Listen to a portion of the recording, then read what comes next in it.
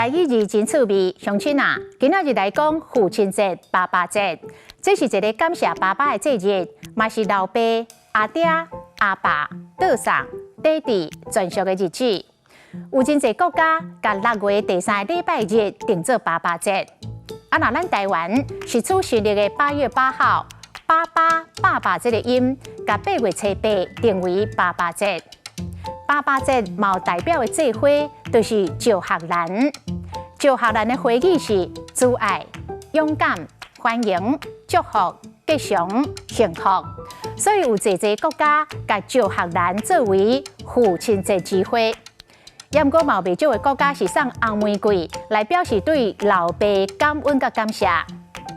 来看有一位台语工作者杨真如老师所做的快乐囡仔诗。阿爸亲像山，阿爸亲像一粒山，为阮日夜咧打拼，惊阮热，惊阮寒，一路甲阮来做伴，互阮袂孤单。亲爱的阿爸，你是阮永远的靠山。因为自早以来，哪像拢较重视母亲节，所以有安尼一句热气仔话：母亲节食凉皮，父亲节走到无半个，也有。讲这个父亲节就是父亲节，就是爱甲孝单拢拿好清。